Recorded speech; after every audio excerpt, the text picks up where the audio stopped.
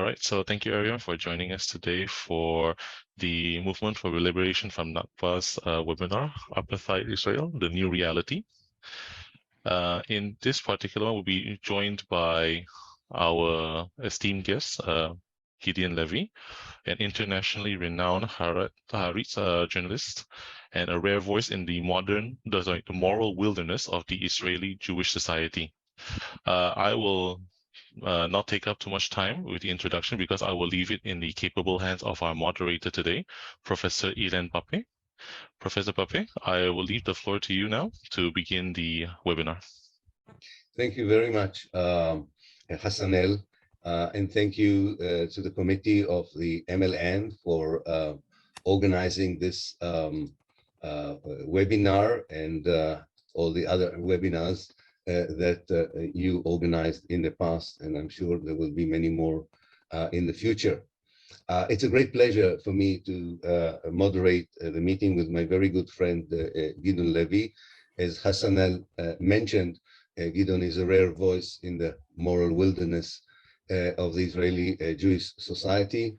As many of you would know, since the 1980s, especially the late 1980s, he has been covering weekly and sometimes daily the effects of the criminal Israeli policy towards the Palestinians in the West Bank and the Gaza Strip, a journalistic work for which he was respected and still is respected around the world, and for which he was awarded several awards. I would just mention one of them, which is very important, but there were many others. The Olof Palme Prize, which Gideon received together with the Palestinian pastor Mitri Raheb in 2016. We are here today to discuss with Gideon and listen to him, and then we'll have comments, and I will present the commentators after Gideon's intervention. We are here to discuss the Israel after the last election, the November election, to see whether something dramatically has changed there. Does it lead us to a different assessment of Israel's future? And of course, most importantly, what are the implications for the Palestinians and the Arab world in general? You may ask rightly why two Israeli Jews are the main participants in such a meeting, and there are no Palestinians in today's webinar. And usually our webinars are conducted and presented by people from Palestine who want to disseminate knowledge and information about Palestine to Asia, Africa, Australia, and New Zealand. The reason that today we focus on Israel is that this is a discussion of what Israeli Jews can or should or will do in helping the liberation of Palestine. The Palestinian struggle in the past, in the present, in the future, did not and does not depend on the answer to these questions. What will the Israeli Jewish society do or will not do?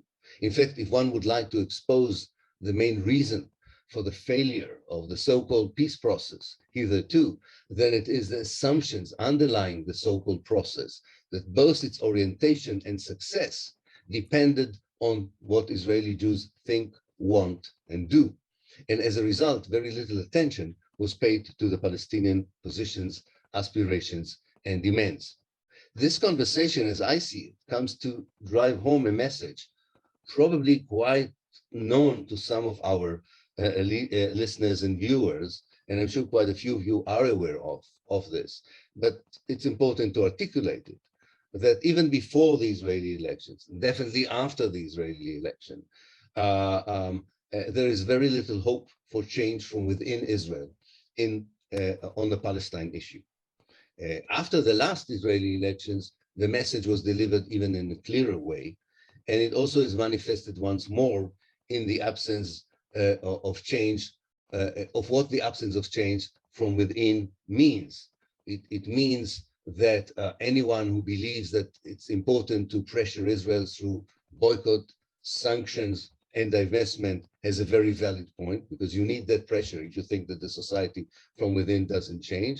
And it also means that the Palestinian struggle continues regardless of whether there is a so-called partner on the Israeli side or there isn't partner on the Israeli side, because struggles of decolonization and liberation can definitely benefit from solidarity within the colonizer or occupier's society, but they don't depend on that solidarity for their sustained effort to liberate and to bring a just peace and reconciliation to the land of Palestine.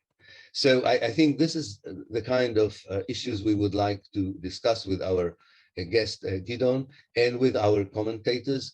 It's really to have as much as we can to give you an explanation where the Israeli Jewish society and state is at this juncture in history, what are the possible trends in the future, and what are the implications for the Palestinians, wherever they are, inside Israel, in the occupied West Bank, the sieged Gaza Strip, or in the refugee camp and the exilic communities around the world. So this is my short introduction. Again, it's a pleasure to have Gideon with us in this webinar. And like everyone else, I'm looking forward to hear you, Gideon. And please, the floor is yours. Thank you very much, Ilan. It has a great meaning for me to appear here today, not only because of the committee and the distinguished listeners, but because Ilan is the chairperson of this webinar. And for me, Ilan is in many ways the first one, the pioneer, the one who showed us the way. And we were late followers. For sure, I was a late follower to Ilan. I was a very good boy, Tel Aviv, very good boy, Israel. I was a very well-educated Zionist, typical Israeli, while Ilan was already far away from us. And therefore, it's really not a question of honor. It's really meaningful for me to appear together with Ilan. And thank you for hosting me. Thank you for inviting me. It always warms me up to see that there is still so much interest in so many countries in the Palestinian issue. Ilan, you are more optimistic than me because you say there is a very small chance for change within the Israeli society. I don't see this small chance. Israel will not change by itself from its own initiative. There is no incentive to change. Life in Israel is by far too good. The occupation, the apartheid is so well hidden. Israeli society lives in such denial by the great assistance of the Israeli media, who is the biggest collaborator with the government, with the occupation. So the life of an average Israeli is right now quite comfortable, very good, and above all, has no reason to go for any change. Why would he go to any kind of change? Why would he put an end to the occupation or put an end to the apartheid state when his life is so good? I don't know any people who changed its own life while it was very good, went to the streets, went to struggle. What for? The occupation is half an hour away from our homes, but we are not there and we don't know anything about it and we don't want to know anything about it. But still, I think we are in a very important time now after those elections, more important than I thought before they were. As you know, they were the 5th elections at a row, and everyone expected the 6th one to be in a few months again. But something happened in these elections, and I would like to dedicate my talk this morning about this shift, this turning point. Because I think the results of those elections in many ways might be, not necessarily, but might be the end of the masquerade. The end of the masquerade of the Israelis, the end of the masquerade toward the world. Israelis will have to look after those elections at the mirror, which they didn't do for many years, and see the truth. The world will be pushed after those elections to look at Israel with a more honest view and hopefully also take the consequences. This is a very optimistic approach, I know. I'm not sure it will happen, but there are very good chances that after those elections, this game in which Israelis are totally convinced that they live in the only democracy in the Middle East, that everything is legal and democratic in the way that their state is being managed. And at the same time, the West sees Israel as the Western outpost in the Middle East, sharing the same views, the only democracy, the villa in the jungle.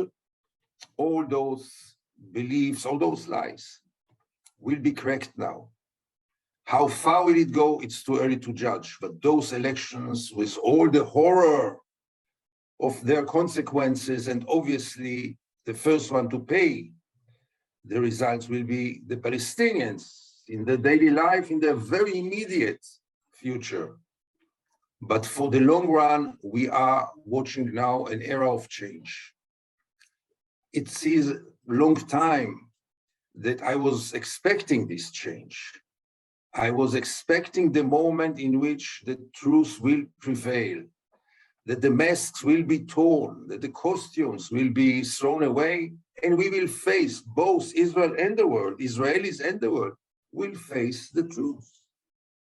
And the first line that we have, and I hope now we will call the bluff, we will realize that we were led by a lie, is maybe the most important one. And this is that the 67 occupation was a temporary phenomenon. For many, many years, this was the Israeli claim, that the occupation is something temporary. We are just waiting for a Palestinian partner, just waiting for the right time, just waiting for the right opportunity, and the occupation will come to its end. We had even a very clear plan on the shelf, namely the two-state solution. It is on the shelf, and one day we'll take it down and we will use it. This enabled everyone not to do anything. Because, you know, time was not ready yet. The Palestinian partner was not ready yet, but everyone believed and knew that it will come. Another year, another decade, another century, but it will come. But we have a plan. This game is over now. Because after 55 years of occupation and 700,000 of Jewish settlers in the West Bank, nobody can claim anymore that we are dealing with a temporary phenomenon. More than this, after those elections, when it's finally so clear, it was clear many years ago, but everyone looked at it with a sense of illusion that maybe it is not irreversible. But right now, it's very clear that Israel has no intention whatsoever to get to any kind of solution with the Palestinians. Any kind of change in the regime is not even on the agenda. It was true for many years. Many times people ask if the two-state solution is dead. I'm not sure it was ever alive. But it doesn't matter now. Israel never had an intention to put an end to the occupation. We have to face it. It was all one big trick, one big lie, which enabled the occupation to get stronger, to get deeper, to bring more and more settlers, and to make it a fait accompli, an irreversible reality in which the occupation is part and parcel of Israel. We have now to call the bluff once and for all. It is not temporary. It is there to stay. And if it's not temporary, then we have to stop to speak about an occupation. Military occupation, by any definition, is a temporary phenomenon. If it's not temporary, it's part of the regime of Israel. And if it is part of the regime of Israel, Israel cannot be perceived anymore as a democracy. By all means not. No state in the world is defined by one of its regimes when in its backyard there is another regime, which is the opposite regime.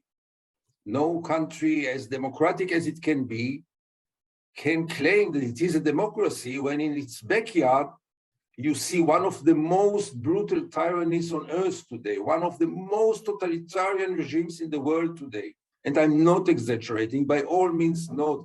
The Israeli occupation is one of the most brutal, cruel, and totalitarian regimes, especially when you judge it over 55 years.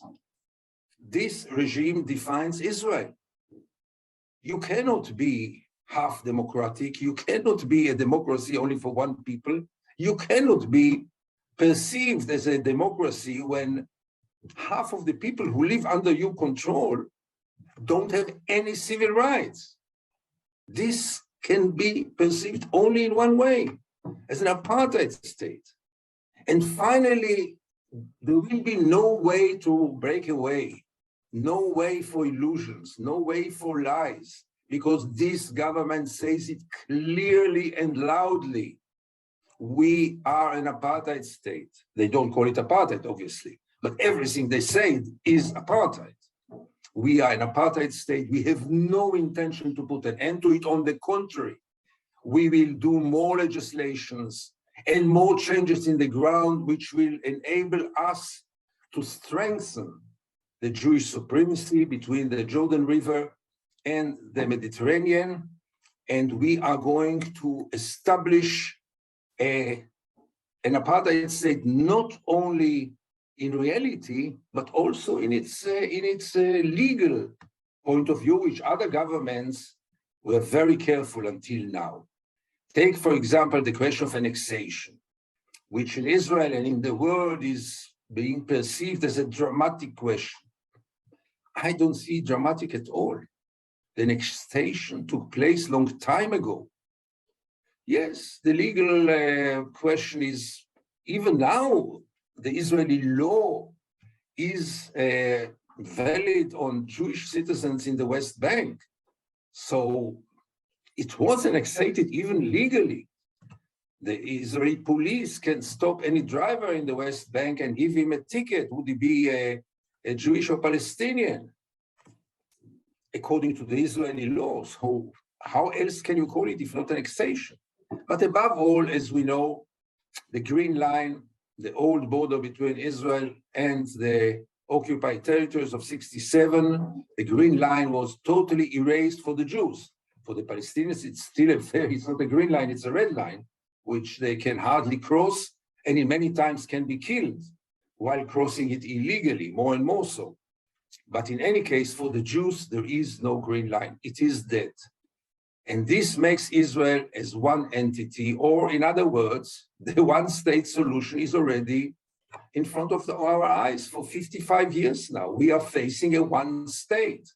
The fate of someone from the Jenin refugee camp, someone from Tel Aviv, someone from Hebron, and even someone from Gaza is in many ways controlled by Jerusalem and Tel Aviv, by the government and the headquarters of the Israeli army.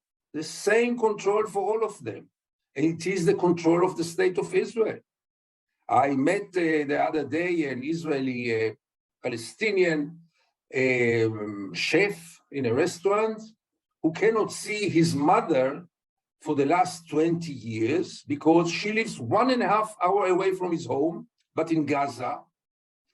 The Israeli government decide if this man will be able to meet his mother or not. And the Israeli government decided that he and many, many others will not see their mothers. In other words, Israel is deciding his daily life. Israel is shaping his daily life. It is a one state. The PA or Hamas in Gaza have much less influence on their lives than the Israeli government. So we are dealing with one entity called Israel, never had any borders, the only country in the world which don't have borders, not only to its behavior, but also physical borders. And this entity is controlling 6.5, almost 7 million Jews and 6.5, almost 7 million Palestinians. The only difference is that the Jews have this supremacy, which is now legalized also, and declared in many new legislations, above all the law of nation, but there are many others on their way. And the other people living without any national rights, and Israel declares so that they will never have national rights. If you talk with the government, the new government of Israel, they will tell you they will never gain. They will gain all kinds of personal rights and economical benefits maybe, but never would they get national rights. In other words, apartheid, I don't think that in this forum I have to elaborate on this much more, but the change is that now it is in our face. All those who denied it, all those who believed in the two-state solution was always a bluff. All those who believe that Israel is democracy face now a new reality in which they cannot continue to deny the truth. Israel, the new government, maybe a historical service by preventing the continuance of the masquerade, of the denial. The new government comes to the world and comes to the Israelis and tells the truth. By the way, from this point of view, I think Ilan would agree with me, even though most of the Israelis wouldn't, but that's not the only issue in which Ilan and I found ourselves as totally alone and even marginal in Israeli public opinion.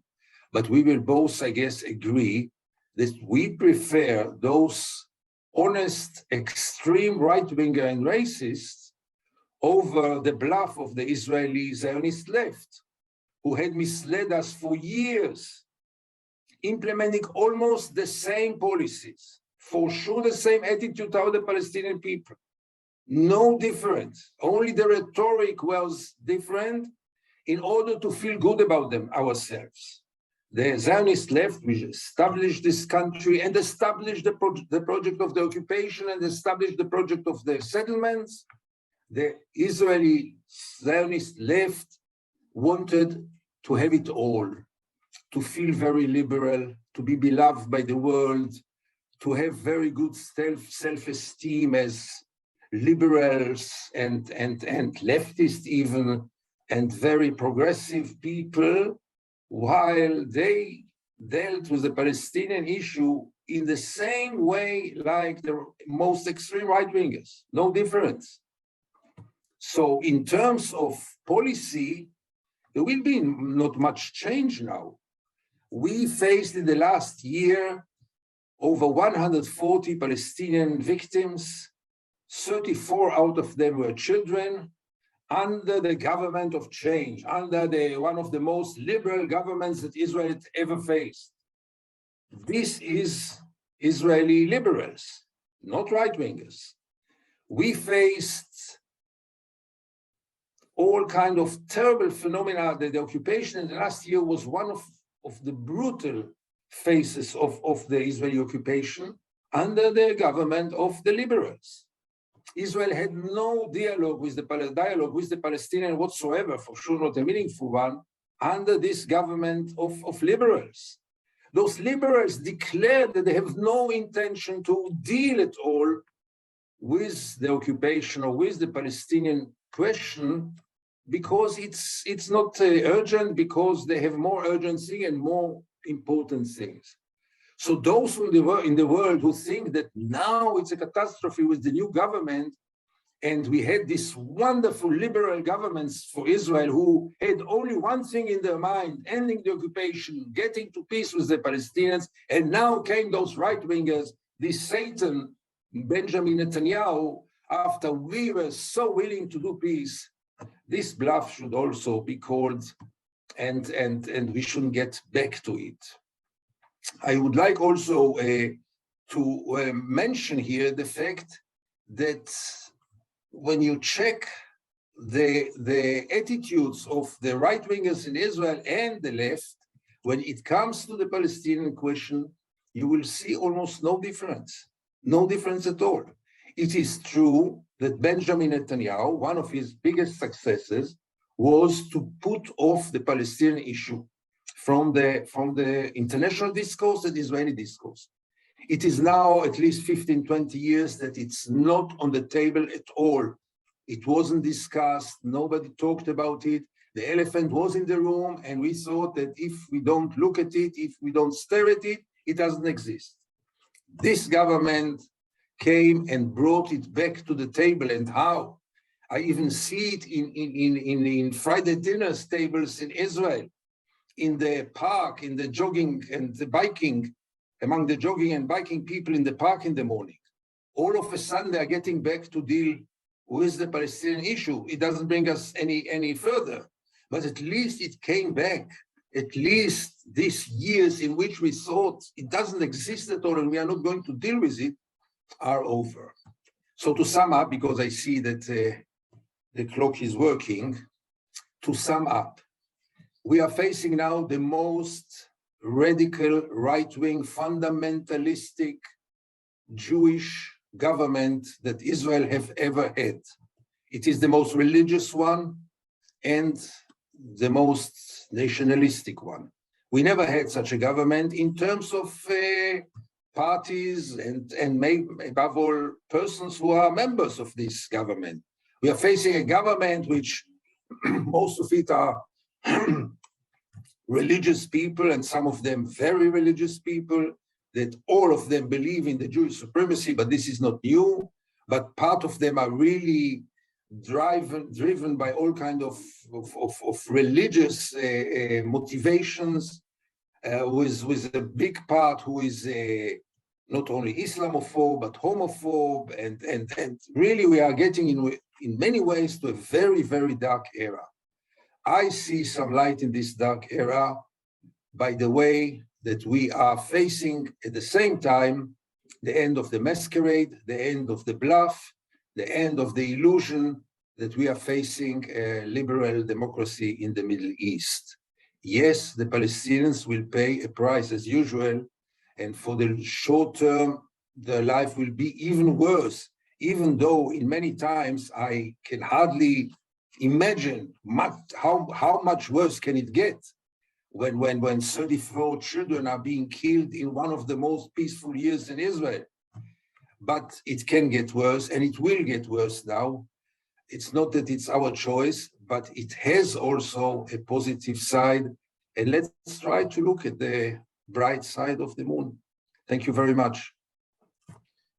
Thank you very much, Gideon, for this bleak on the one hand, and yet some more hopeful element to your talk in the end. Yes, we all hope that this kind of clarity that you talk about would at least convince, if not Israeli Jews, maybe Jews around the world, maybe people in the political elites in the West, that the fantasy Israel that they think exists never existed and definitely does not exist today. And I totally agree with you. This present, the present composition of the Israeli political elite would make it very difficult for people to continue to talk about the only democracy in the Middle East, about an enlightened occupation, progressive ethnic cleansing, and so on, and maybe not exempt Israel from international condemnation.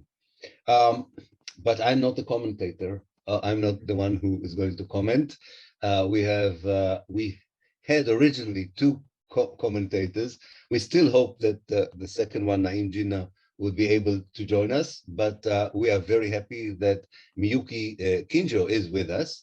Miyuki is a PhD and a project research fellow of the Institute of Ars Vivendi at Ritsumeikan University in Japan. I hope I pronounce it as nearly right as it should be. She is currently conducting research about the historiography of the Palestinian Nakba and Palestinian refugees' memory of the homeland, while holding an identity as third generation of Zakini Koreans living in Japan as a result of the Japanese colonization of the Korean Peninsula.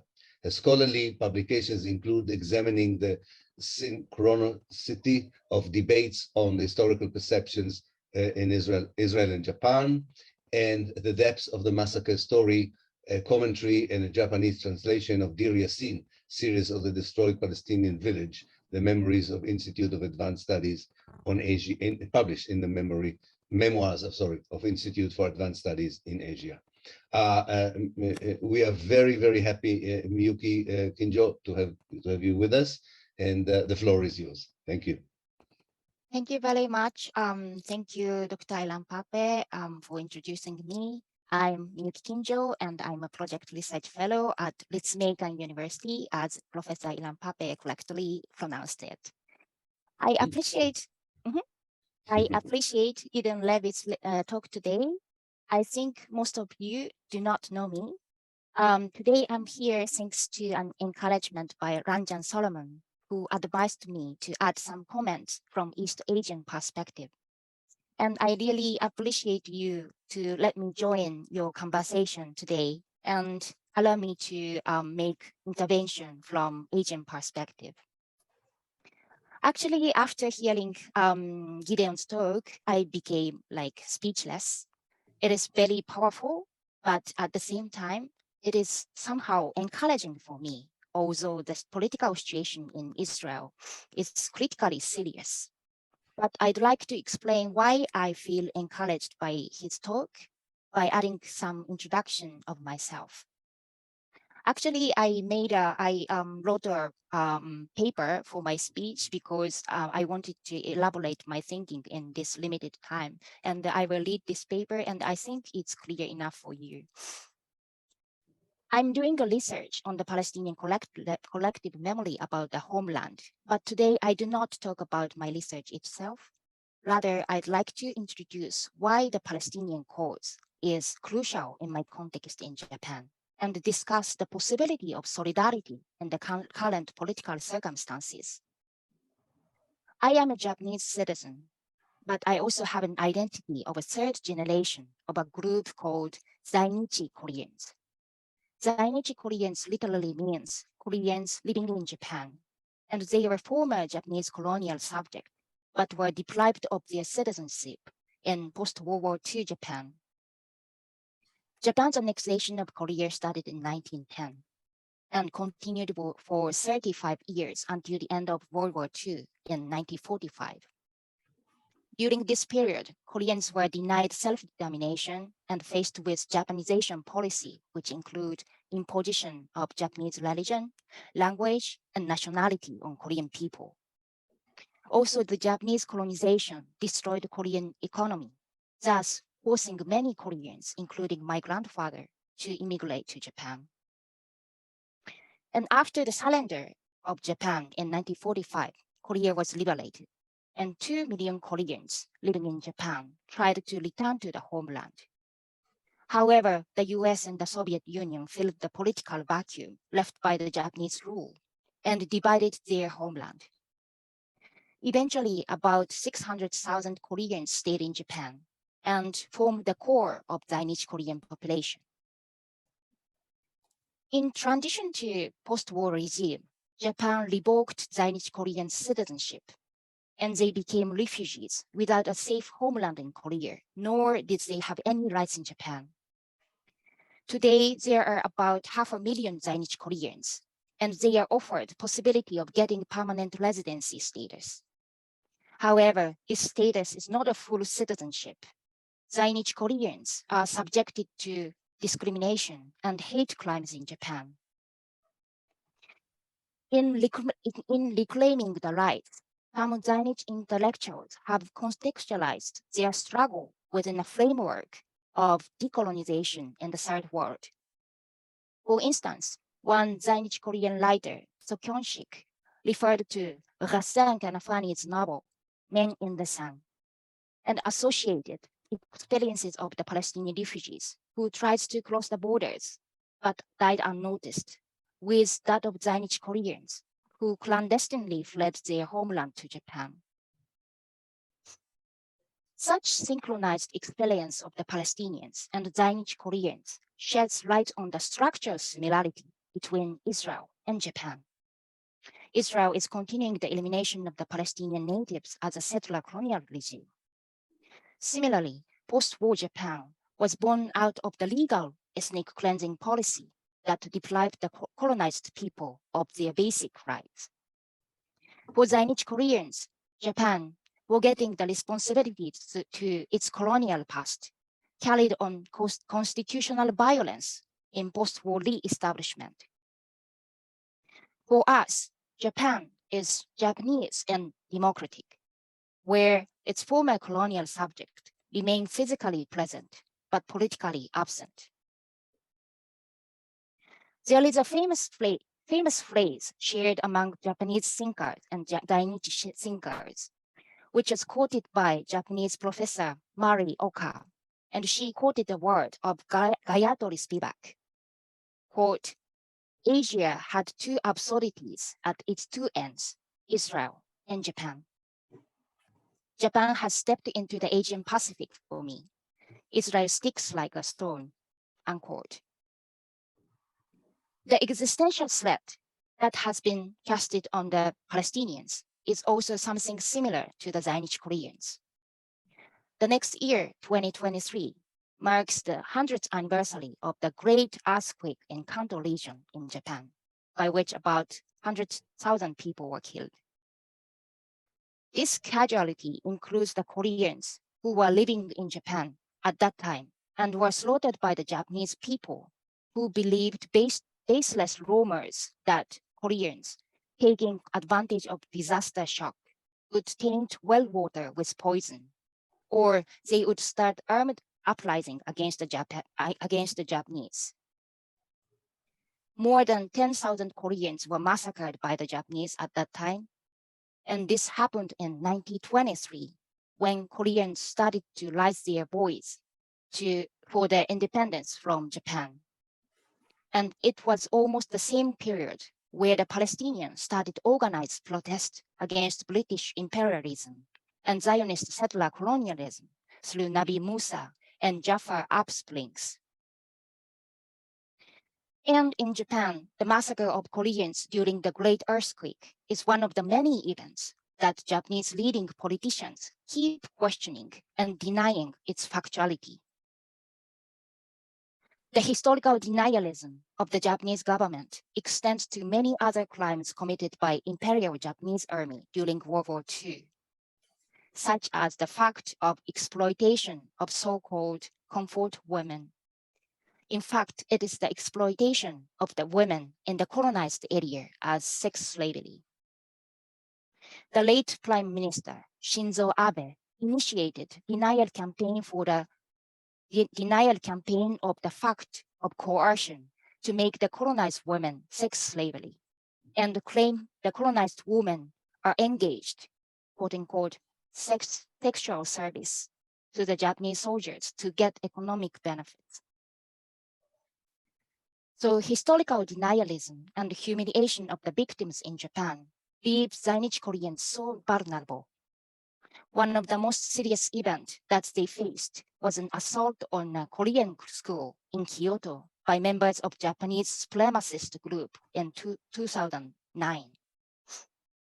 For the local Zainichi community, the school not only served as a place to take back their history, identity, and language that has been suppressed in Japan, but also as a center for their life and community.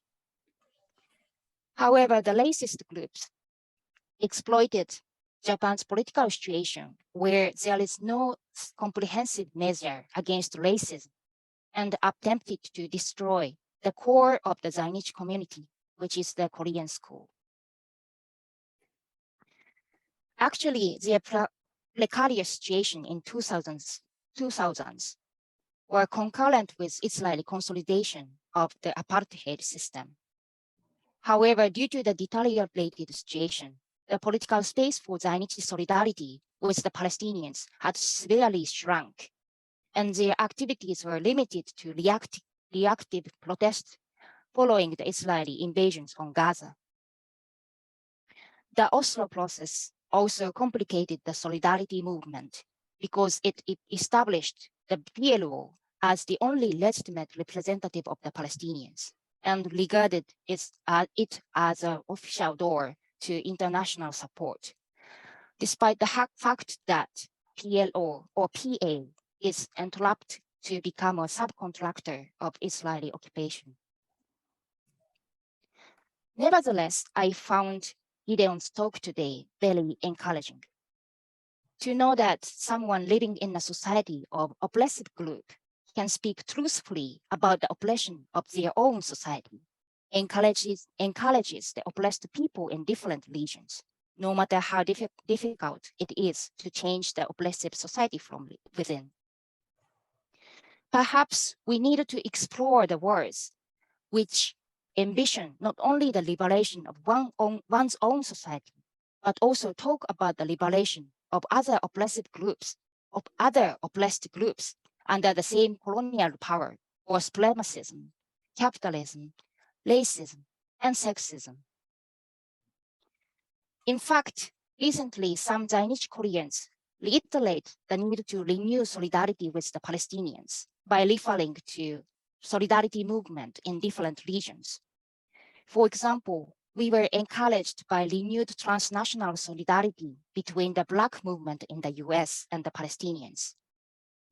To give a famous example of this discussion, in an essay for the Journal of Palestine Studies in 2018, Nora Erakat and Mark Lamont Hill outlined the context of Black Palestinian transnational solidarity. Also, the prominent Black feminist Angela Davis, by referring the concept of intersectionality, emphasizes the need of renewal of movement for social justice, including the solidarity movement to the Palestinians. Inspired by this new current in the US, my colleagues and I are trying to reflect the history of solidarity among Chinese Koreans, Japanese, and the Palestinians, and started the discussion to envision a new way of organizing solidarity movement in Japan. So before finishing my speech, let me ask Gideon one question, which is, how do you see the possibility of solidarity in current times? This question includes, how do you see generational change among global activist circles and their new agendas such as intersectionality? And last but not least, today I briefly showed the history of solidarity from the other end of Asia. So how do you see the possibility of solidarity from Asian suppressed communities? This question is important for me because when we talk about the global solidarity, it is often focused on the solidarity within the global north. Also, Ranjan Solomon often points out to me that we have our own Nakba in Asia, and we should talk about Palestine through relating the tragedy in our society. So I'd like to ask Gideon, how do you see the possibility of solidarity from the global north, whose solidarity to Palestine also transformed through generations? So that's my comment. Thank you so much. Thank you very much, Miyuki. I've learned a lot, as I think many of our viewers did, about the situation of the community to which you belong to. One can only endorse your call for more intersectional solidarity, and of course pointing out to the fact that solidarity does not only come from the West or from the North, it comes also from the rest of the world. And in fact, only with such global intersectionality, there is hope for the Palestinians to recruit the international community to support fully the Palestinian struggle for liberation. You've asked Gideon a question, actually two questions, and I will give him the floor in a minute to answer. We already have some other questions, but maybe Gideon, you will start with the question Miyuki has addressed to you, and then I will move to other questions. Again, I do apologize for not having our intended second commentator with us. We don't know why, but we'll find out. That's bad news. The good news that it gives us a bit more time for discussions and questions. So Gideon, the floor is yours. Thank you, Ilan, and above all, thank you, Yuki, because as Ilan said, I learned from your remarks so many things that I didn't know. And you don't hear about your community, you don't hear enough. and it was really very enlightening and very, very, very interesting. And thank you for this. Solidarity. I think we should adopt a model which was both very successful and very efficient. And this is the model of South Africa. We had a very good case study, if you want, in the South African example. There was everything there. There were sanctions, there were boycotts, there was a real solidarity, both within South Africa and outside South Africa. I must mention here that in South Africa, one thing happened which never happened in Israel, unfortunately. In South Africa, white people not only paid solidarity with the blacks, but really stood shoulder to shoulder with the black fighters. Among them, by the way, quite many prominent Jews who were injured, who were killed, who were spent many years in jail in solidarity with the black community. We shouldn't forget them. And we shouldn't forget the fact that this kind of extreme solidarity, unfortunately, we never faced in Israel. There were not, we, Ilan and I and many others, talk and talk and talk, but none of us had really joined the armed struggle, which in South Africa was the case. But regardless of this, I think that the South African example is the best example for a model of solidarity, which is not only very moral and justified, but also very efficient. Look at the outcome. Nobody can deny that without the international solidarity, the apartheid system might have lasted until this very moment. It was the international community who finally brought the end to the apartheid system in South Africa.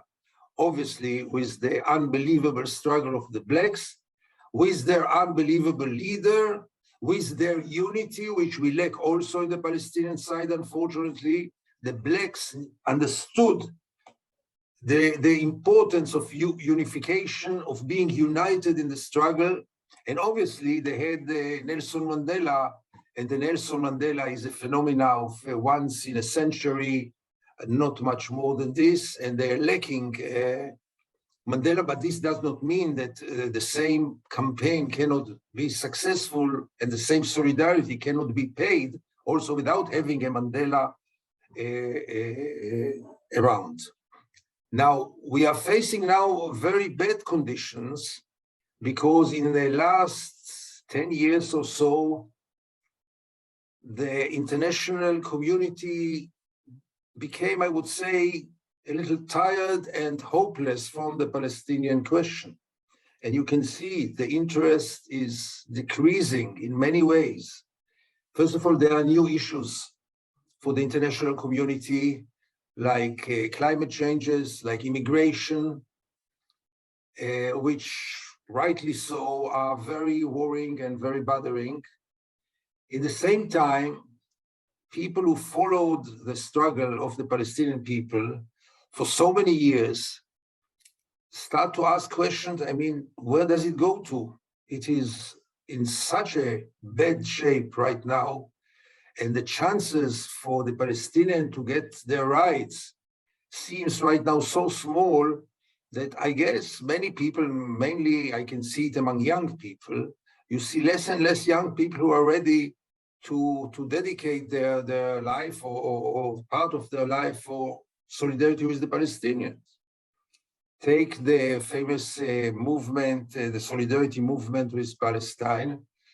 They used to be present on the ground in the West Bank and in Gaza. Many years there were tens and hundreds who were there, living there and really paying almost physical solidarity. They are gone.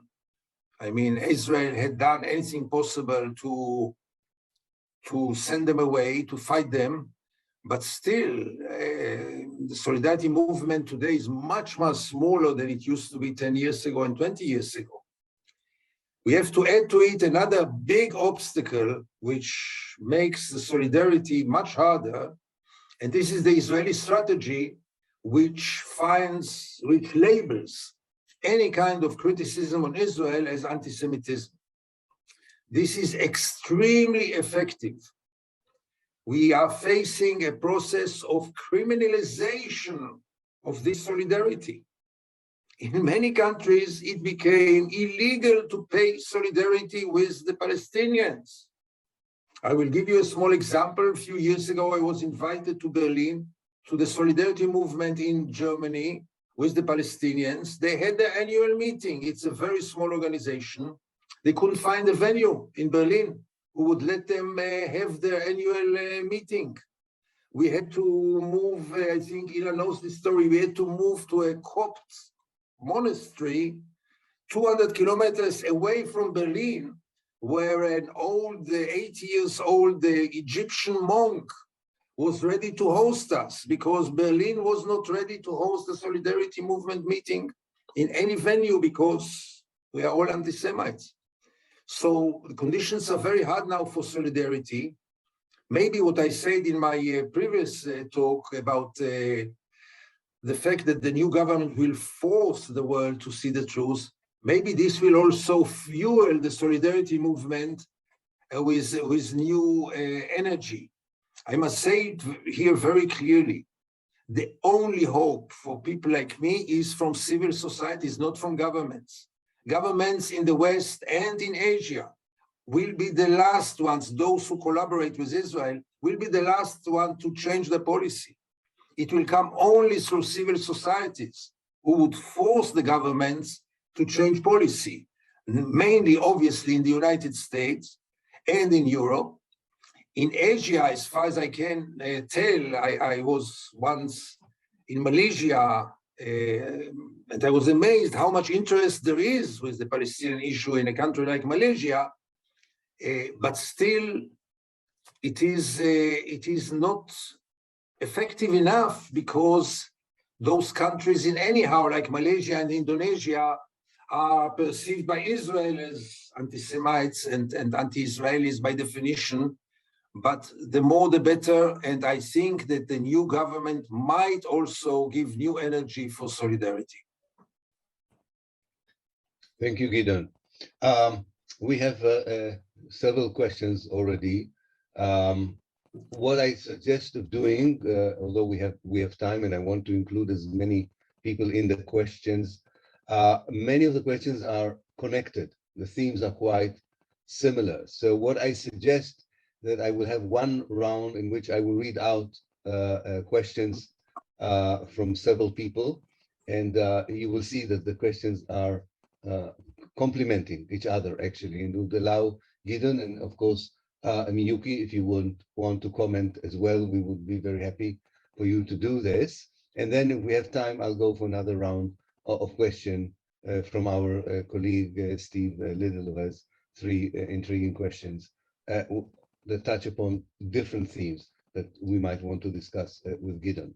So bear with me when I kind of summarize the questions that we have, and I also mentioned people's names and locations. I think it would be interesting also for Gideon to see how widespread we are as a network. So we have a question from Krishna Prasad in India. Has the Football World Cup in Qatar give fresh hope to the Palestinian cause? The Moroccan team carrying the Palestinian flag is one manifestation. The advertisement in Jerusalem Post screaming, "We are all Moroccans today," is another. And even in Gideon's own newspaper, the chief sport correspondent, Uzi Dan, was very angry with the fact that they spoiled his football experience with the solidarity with Palestine that was evident everywhere in Qatar. So maybe it's one point. Then we have a question from Akib from Pakistan, who says, "I'm so happily astounded at the courage of our speaker today. In my Middle East course with Professor Junaid, who is a member of the MLN in Pakistan, a former student of mine as well, as I may say, we had read a few very sharp pieces by Mr. Gideon Levy, but hearing him here has been a treat at another level. My question is, and Mr. Levy alluded to it. Does Mr. Levy feel that Israeli Jewish society itself is becoming more self-critical, as it seems many younger Jews outside of Israel are becoming? I'm afraid I know what Gideon would say, but I hope I'm wrong. Then we have a question from Laila Tassa, who says, never heard any Israeli speak so boldly and factually about the reality of Israeli occupation, saying it in the most brutal one. How are you able to do this without being banned by the Israeli government? Also, how many take this position like you? Has BDS been effective? If not, what will end occupation? International pressure, is it working? And two more, and as you will see, they are connected, so I decided to put them together. Imtiaz Mukbil says, great talk, Mr. Levy, many thanks. I'm a journalist based in Bangkok. Question, under the Modi regime, there has been a pro-Israeli pivot by India on the basis of shared values. Israel now expanding its foothold in India big time. How do you think this will pay out on the global geopolitical scene, especially in Asia at large? And finally, two more issues connected to this. Marwan Durzi. Thank you, Ilan, Gideon, Yuki, and Ranjan. Question to Gideon and Ilan. When I used to discuss with Israelis and Jewish Americans the need to impose economic sanctions on Israel and their impact on changing the political landscape in Israel, i.e. making extremists pay the price for the strategy, they would say that sanctions will make extremists more powerful and extremist. What is your perspective on this? Also, what do you think the Palestinians should do? Peaceful popular resistance, military resistance. And finally, Muhyiddin Khan asked, how can you influence opinion and solidarity in the US and the UK, given they are currently the major supporters and sponsors of the apartheid Zionist state? So I think these are all connected to the possibilities of international intervention. Gideon will answer. Yuki, if you want to join, and I will also say something. And if we have time, I hope we have, we can move to another round of questions. Gideon, the floor is yours. Thank you, Ilan. I will try to address all the questions because they were excellent questions, very good one, and very specific one, which enable also to give specific answers. To Krishna, I would like to say about the World Cup. It was really a good case study because Israelis went to Qatar and all of a sudden they were so shocked and so insulted by the fact that not everyone admires Israel and Israelis, that not everyone loves us as we thought. They took it personally, all those sport journalists who went there. What do they want from us? Why do they do it to us? I mean, didn't Jewish people suffer enough? Now they come with those flags. What does it mean? Immediately it was labeled, I mean, anyone who had raised the Palestinian flag was immediately labeled as an anti-Semite. It goes without saying. If you raise the Palestinian flag, it means you are anti-Semite. And it really created almost existential questions in Israel, like how can we support the Moroccan team, which was very popular in this moment, if they raise the Palestinian flag, which is the flag of the great enemy of Israel, the Palestinian people. So it was really shaking a little bit this Israeli self-content, which is part of the problem, by the way that Israelis are so self-content and so proud about themselves and so deeply convinced that they are the best and they know everything the best and the IDF is the most moral army in the world and so forth and so forth. Those scenes in Qatar were, I think, very effective in putting some cracks on this belief that the whole world is just admiring Israel because Israel invented the cherry tomatoes and brought so much good things to the world. So Israelis faced reality also in Qatar, and this was good. A kid from Pakistan asked a question that Ilan could guess my answer, and I could guess Ilan's answer. Are Israelis or young Israelis becoming more self-critical? Unfortunately, the answer is no with a capital N. The level before even being critical, the level of ignorance of the young generation is by far much deeper and higher than the level of ignorance of, let's say, Ilan and I generation, our generation, who was much more knowledgeable and still had some questions, even though we also had our blind eyes. For me, for sure, we know nothing about the Nakba. We knew nothing about the ruins around our country. What does it mean when you see those Palestinian ruins? We never asked ourselves, what does it mean? And we were brought up with so many lies. All the Palestinians ran away by their own will from in 48. The Arab countries called them to leave. Israel didn't expel anyone. There was no ethnic cleansing, and so forth and so forth. But the present generation knows nothing about nothing when it comes to the history of Zionism and about the substance of Zionism today. Most of them have never been in the occupied territories, never met a Palestinian, and if they met a Palestinian, it was always the construction worker or the dish cleaner in the dishwasher in the restaurant they spent time, and there is no. There were years in which between the two peoples there was something going on when hundreds of thousands of Palestinians were working here. It was not an equal meeting point, but it was a meeting point. The two peoples met. Now both peoples don't meet at all, almost not at all. And this had deepened the ignorance, and above all, nationalism and fundamentalism and racism in Israel is at its peak, as we saw in the last elections. And those stories about the young Israelis who leave Israel to Berlin out of protest, they are true stories, but finally we deal here with a small minority. Most of the young Israelis are willing to serve in the army, are willing to serve in the occupied territories, are totally convinced that their army is the most moral army in the world, and are totally convinced that all the Palestinians and all the Arabs have only one thing in their mind when they wake up in the morning and when they go to sleep at night, and this is how to exterminate more Jews, they were born to kill all of them, and they have only one thing: you can never trust an Arab, you can never trust a Palestinian, he will always stab you, and so forth and so forth. So no good news about the young generation, unfortunately. Laila asked,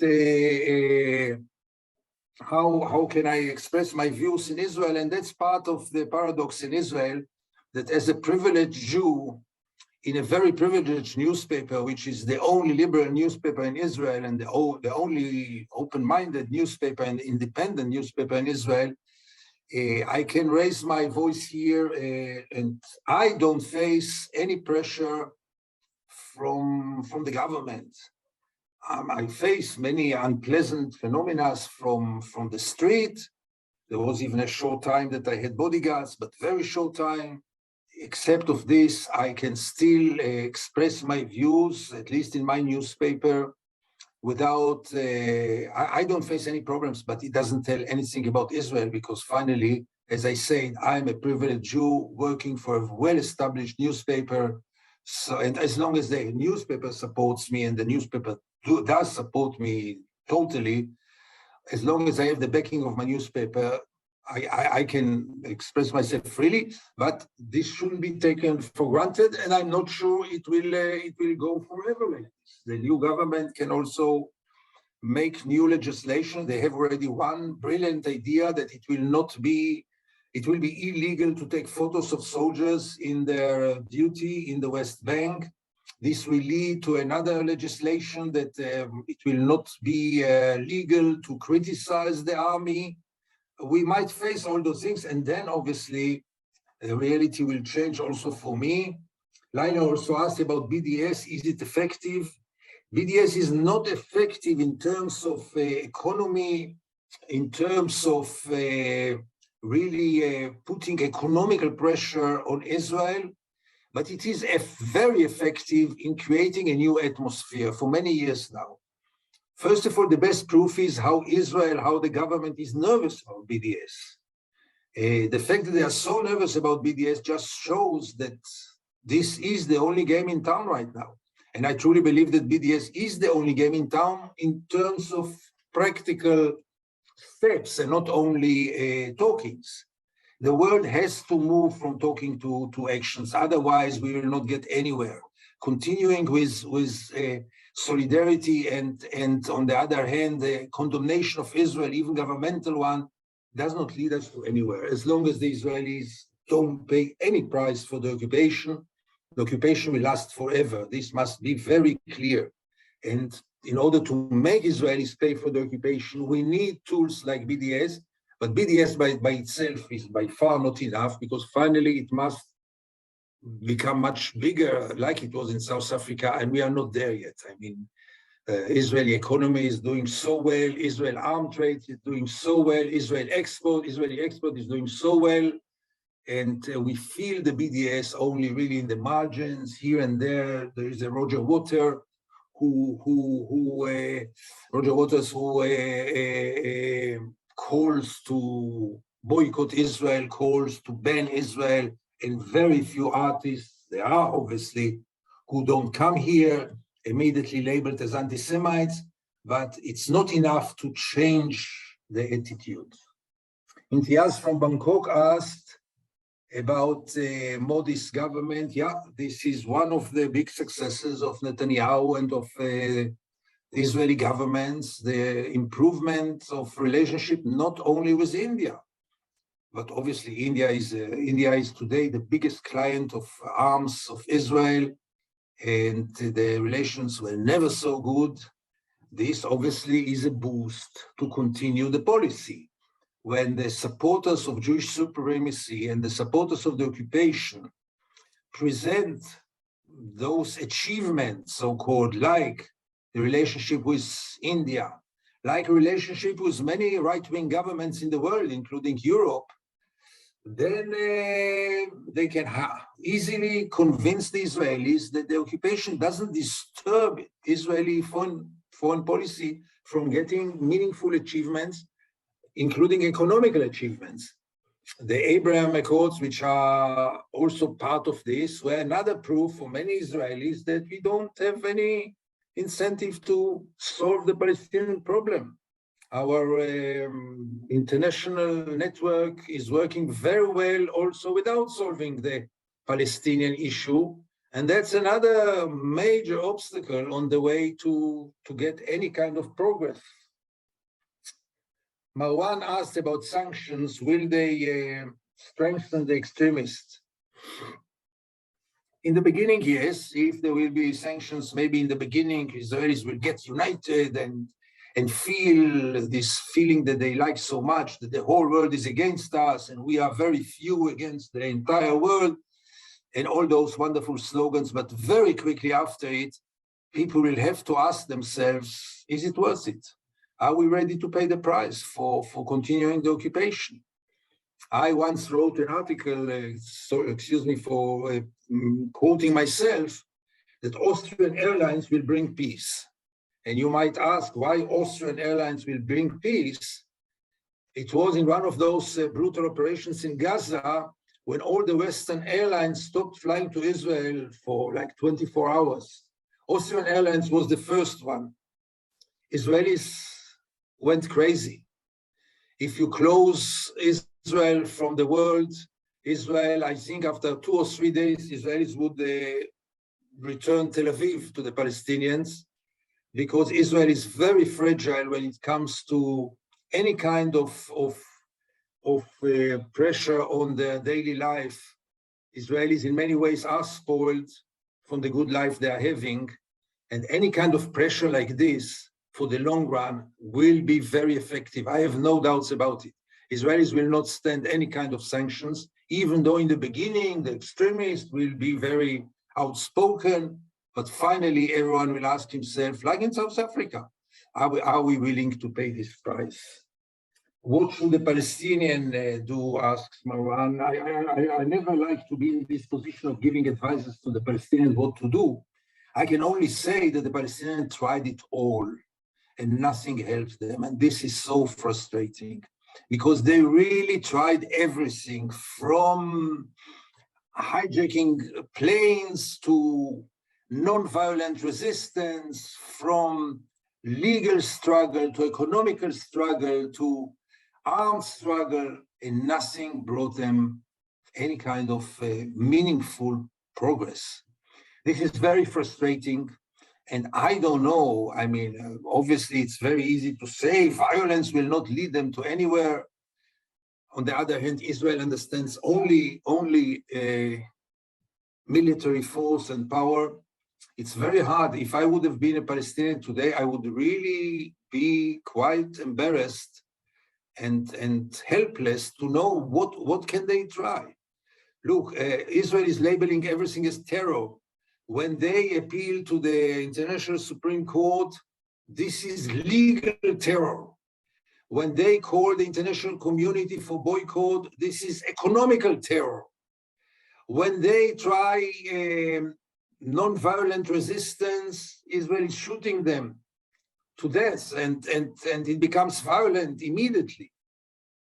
I think the most important thing, and this they are following all the time, is obviously their strategy of tzumud, of really not leaving, really staying where they are and not letting the Israeli lunatics to fulfill their dream and to see them living, because that's the ultimate Israeli dream, that they will be sick and tired from all what they are going through, and the second or third time in their history, they will cross the river to the east and leave Palestine for the Jews.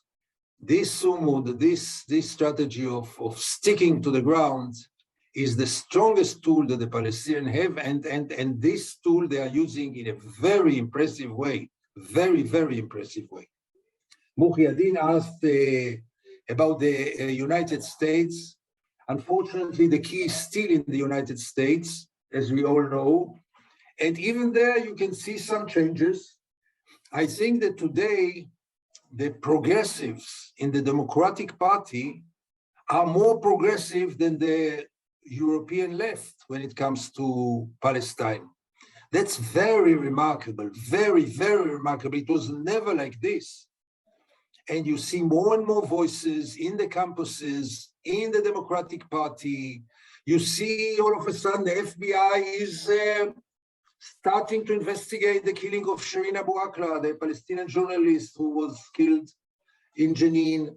You see new voices. There is some kind of discourse about the unconditioned aid to Israel, about the taxpayers' money, where does it go and why. There are new voices, and it is again a source of hope. It is still a very long way to go, because still the administration is so pro-Jewish, pro-Zionist, pro-Israeli, and still I don't see them daring to take really major steps against Israel or in favor of Israel, I would say. This is not happening yet, but it might come very quickly if this atmosphere will gain momentum. Right now, we are in a quite promising position in the United States, for sure more promising than ever. And thank you for all those excellent, excellent questions. Thank you, Gideon. Thank you so much. Miyuki, is there something you want to comment on or add? Actually, I was inspired by Gideon's talk again, and I really enjoyed listening. And I don't have much comment to add. But if I may, if I talk about the intervention from Asian country, as one of the audience pointed out, there's a great number of cooperation on the governmental level between the Israel and Asian countries. We talked about the example of India, but also Japan, like the administration of late Prime Minister Shinzo Abe. Our government created the agreement between the Japanese government and Israel to foster the economic relation, including the military staffs. So if I look at the situation in Asia, there's an increased level of cooperation on the governmental level. But at the same time, we want to focus on the civil society level. And on that level, we have much room to cultivate the solidarity within or with the people in Asia to the Palestinian cause. And of course, each of the Asian countries have their own issue, and the existing social movement are busy with with dealing with the existing issue. So in that point, I think intersectionality matters, because if we find the words that which focus on our own suffering, but at the same time, it reaches the suffering of others, the suffering of the Palestinians, I think we can connect the existing social movement in Asia to the solidarity to the Palestinians. So this kind of area we are focusing on now. So I want to mention that in Asia, as Gideon Levy complained about the example in Malaysia, we have the BDS movement, we have the solidarity movement, but they are not effective enough. And we also have the many room to cultivate the cultivate the solidarity to the Palestinians. So please, Gideon Levy and Professor Ilan Pape, come to the Asian countries, come to Japan, ahlan wa sahlan, to cultivate the solidarity for the Palestine. Thank you. Thank you. Yes, indeed. And I think both of us were already in some of the Asian countries, both Gideon and myself. But you're absolutely right. We need to expand the solidarity network beyond the West. Marwan included me in one of the questions, so I have to answer that as well. Gideon answered part of it. The first question of Marwan was about the fact that Americans would tell him, or Jewish Americans would warn him that BDS would make Israel more extreme. This is the kind of debate I had with Noam Chomsky in our joint book on Palestine, where he made a similar point. I think the last Israeli elections showed that regardless of the BDS, Israel is an extreme right-wing state. And the BDS doesn't make it more extreme or less extreme. So I think that actually you create hope for some change in the future, as Gideon mentioned, if some of these actions by the BDS would begin to affect Israelis where it really hurts. And then they would not change their mind because they would become less extreme, but because it would be an existential issue for them, or an issue of quality of life and so on. So I think that could be an important thing, aspect to examine in the future. And Marwan's question about what the Palestinians should do, like Gideon, of course, I don't give any advice to the Palestinians. We are waiting for the Palestinians actually to lead us in the liberation struggle.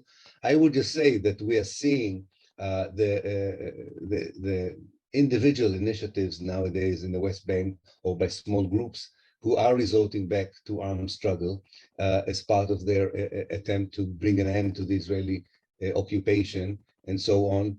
So I think that what the next generation of Palestinians, seems to me, are focusing on is not so much the vision for the future, but really enhancing and accelerating and increasing the struggle to dismantle the colonization and move forward the decolonization, and not fall into the trap of maybe the previous generation, which was playing the Israeli game of let's talk together what should the peace look like, instead of how do we dismantle colonization and occupation. And I think part of this action, which is not organized, is not strategized, is taken by individuals and small groups, is an indication where the Palestinian struggle is going. And I think it's going to focus on the dismantling and decolonization rather than playing the game. Let's sit together and say, what is the right solution? One state, two states, and so on. They would leave it for later, I think, in that respect. Time-wise, we have another 4 minutes. So what I would take, Steve Little has 3 questions, and because we have 4 minutes, and I would like to summarize, maybe I will take his second question out of the 3, and Steve will forgive me that I don't put all the questions. Wonderful question, by the way, that he has. Second question was Ukraine's Prime Minister Zelensky, in addresses to parliaments around the world, has been touting a 10-point peace plan. Do you support something similar for Israel and Palestine, and or a Abbas call for an international conference? Gideon, would you like to respond to that?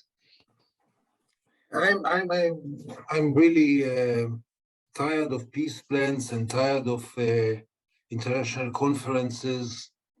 The Israeli peace process is the longest, the Israeli-Palestinian peace process is the longest in history, and it never led to anywhere.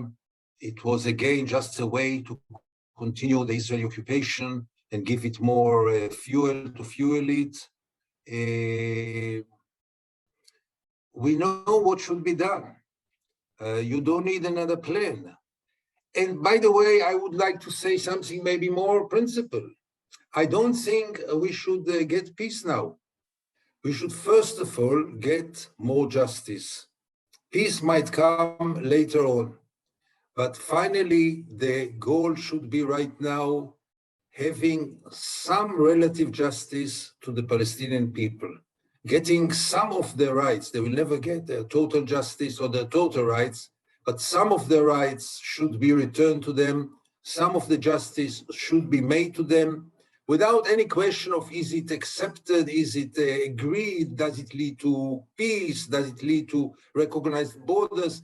We have first of all to give this community of millions of people, maybe the only community in the world without any citizenship of any state in the world, those people who went through so many things, and most of you know better than I what they went through in the last 100 years, first of all, to get them some of their rights.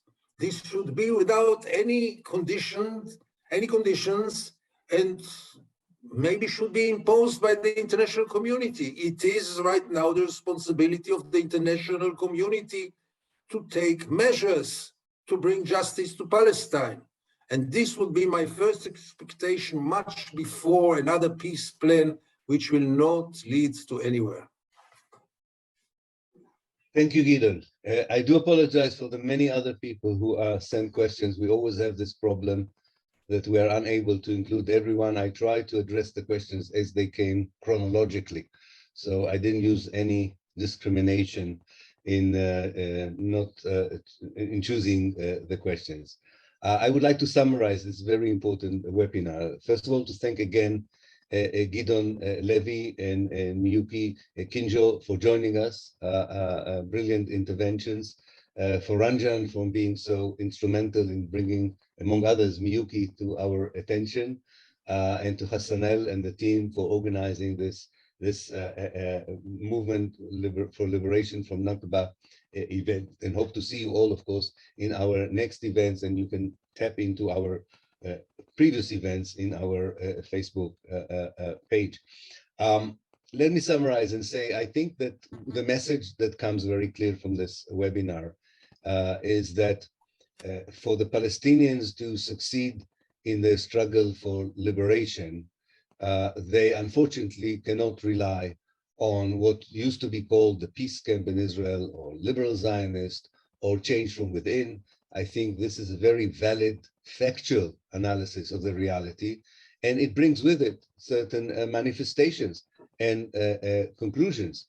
And one of them is, of course, that all of us should support the boycott, divestment, and sanction movement, because if there's no change from within, you need pressure from the outside.